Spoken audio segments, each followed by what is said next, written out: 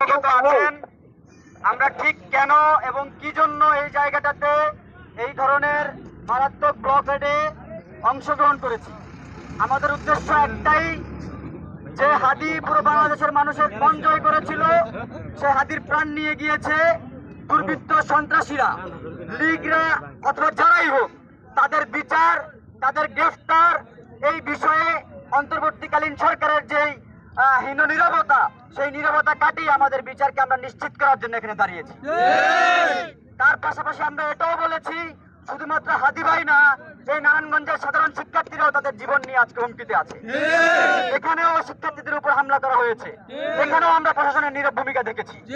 তো সেটাকে আমরা ভুলে গিয়েও আমাদের হাদি ভাইয়ের বিচারকে আমরা এখন মুখ্যভাবে দেখার জন্য এখানে ব্লকের কর্মসূচি, ইনকিলাব মঞ্চের যে ঢাকা বিভাগীয় ব্লকের কর্মসূচির অংশ হিসেবে এখানে আমরা এসেছি।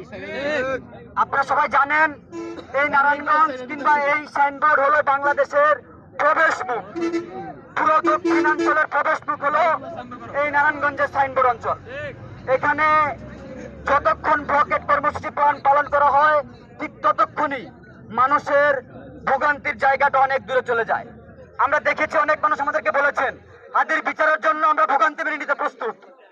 হাদির বিচারের জন্য অন্তর্বর্তীকালীন সরকারের সর্বোচ্চ যে কার্যক্রম, সেটা দেখতে আমরা আমাদের ভোগান্তি মেনে নিতে প্রস্তুত। সেই হিসেবে আমাদের এখানে ব্লকেট কর্মসূচি হয়েছে।